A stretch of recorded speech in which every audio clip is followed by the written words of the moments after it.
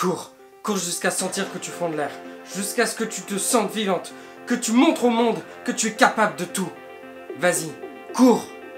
Running Girl, ma course vers les Paralympiques est un manga sur le handisport. Réalisé par Narumi Shigematsu et publié en France chez Akata, Running Girl s'avère être un josei. Et d'ailleurs, ce n'est pas la première série du genre de la mangaka, car elle avait auparavant fait Perfect World et Jumping. Et Running Girl est une série comptant à son total 3 volumes, ce qui n'est pas énorme. Suite à un sarcome osseux, les sarcomes sont des tumeurs cancéreuses rares qui se développent à partir de cellules conjonctives. Les tissus conjonctifs regroupent les tissus mous, par exemple les muscles, les tissus osseux et certaines viscères. Rin, une jeune fille alors pleine de vie, a dû être malheureusement amputée d'une partie de sa jambe droite. Depuis, elle a du mal à marcher, donc courir, on n'en parle même pas. Un jour alors, dans sa clinique où elle faisait sa rééducation, on lui propose de lui faire rencontrer un orthoprothésiste. Donc celui qui va fabriquer en fait les prothèses. Et il s'avérera qu'elle va découvrir autre chose et qu'on lui proposera de découvrir et d'essayer quelque chose de nouveau. La course, mais d'un autre genre que la course classique. Puisqu'il s'agira de la course que l'on peut faire aux Paralympiques, donc la course avec des lames.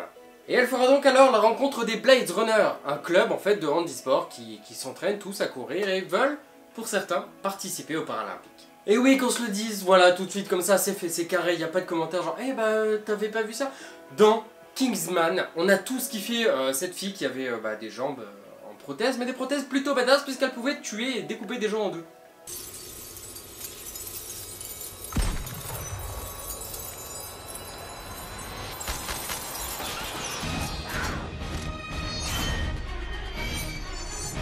Bon après c'est sûr qu'elle c'est pas pour courir qu'elle avait des lames, c'était vraiment pour découper des gens, hein, mais clairement, Rin ne s'en sentira pas du tout capable. Elle fera alors la rencontre de Kazami, personnage très important et clé de l'histoire, qui lui fera découvrir alors ce qu'est réellement les lames, tout ce qu'il y a derrière, le travail, la recherche, et lui fera part de son rêve et de ses ambitions. Car lui, Kazami, ce qu'il vise, c'est la première place avec ses lames aux Paralympiques. Elle voudra alors courir, et lui il refusera, parce qu'il la sent pas vraiment capable, ou du moins pas tout de suite. Mais alors qu'elle s'élance alors vers lui et qu'elle se met à courir vers lui, elle fend l'air. Et il verra alors en elle une détermination totalement implacable. C'est alors que donc commencera un entraînement assez surprenant, ma foi, pour que Rin s'habitue à sa nouvelle prothèse et donc à sa lame. Qu'elle se sente en confiance, qu'elle se sente bien avec elle et que cette lame fasse alors entièrement partie de son être. Elle s'entraînera donc au fameux complexe sportif, où elle avait d'ailleurs rencontré Kazami et les Blade Runners évidemment. Les Paralympiques ne seront alors qu'à un seul pas d'elle. Mais encore faut-il le franchir.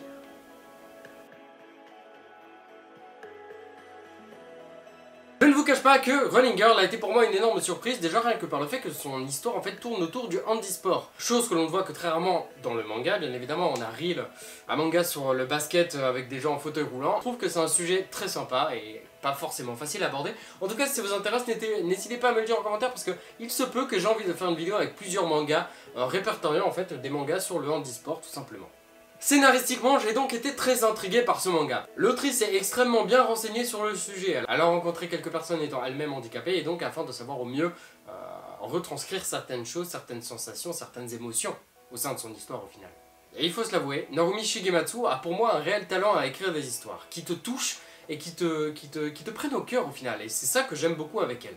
Je l'avais déjà vu d'ailleurs dans Perfect World où au final, je n'ai pas lu la série complète, mais j'avais lu sur les 3 premiers volumes, j'avais vraiment bien aimé son développement, sa manière d'aborder les personnages, l'histoire, de présenter l'univers dans lequel on va évoluer. Par contre je vous avoue, Jumping, ce qu'elle a écrit, je l'ai pas lu, c'est un truc d'équitation, il n'y a pas que de l'équitation dedans, je sais, on en a dit du bien, mais pour l'instant, Jumping n'est pas une de mes priorités. Running Girl est donc une série que je vous conseille fortement puisqu'après tout elle ne fait que 3 volumes. Ce n'est absolument pas un sujet facile non plus à écrire ou à traiter, donc je pense que c'est avec admiration que je vous le conseille et que j'espère que vous allez lire et que vous m'en ferez un retour en tout cas. Pour moi, cette série est sublime.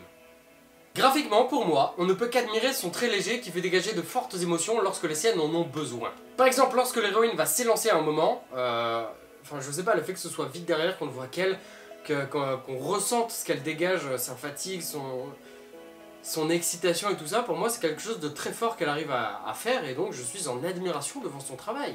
Alors certes, moi j'ai pas une influence de fou, mais si jamais la série vous intrigue ou quoi que ce soit, franchement n'hésitez pas, lancez-vous, parce que Running Girl pour moi, sur ce premier volume en tout cas, ça a été un énorme coup de cœur, maintenant c'est un coup de cœur.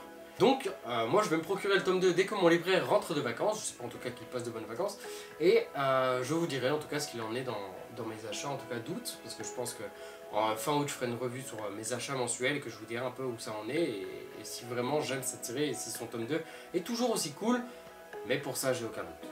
Du coup voilà, si jamais ça vous tente, n'hésitez pas vraiment à m'en faire un retour, parce que moi si je peux vous faire découvrir de nouvelles choses, c'est génial, parce que c'est ça surtout que je vise avec cette chaîne YouTube, c'est parfois vous parler de titres que personne n'attend, que personne ne connaît ou qui n'intéressent pas forcément au premier abord, vous les faire découvrir et vous montrer qu'en fait ils sont cool. Il suffit juste d'ouvrir quelques pages, de lire et de se rendre compte qu'il peut y avoir des mondes extraordinaires dans ces petites pages. Donc j'espère en tout cas que cette petite vidéo vous aura plu. N'hésitez pas donc à vous abonner, à mettre un petit pouce bleu, à commenter si vous en avez envie, à me dire vos ressentis si vous avez lu ce manga, si vous avez envie de le lire ou quoi qu'est-ce. Je vous dis en tout cas un énorme merci parce qu'on a dépassé les 1400 alors qu'on était à 1300 il y a moins d'un mois, ce qui est quand même dingue. Donc merci infiniment, ça devient fou. Merci beaucoup. Je vous fais un énorme bisou sur les fesses évidemment. À la semaine prochaine.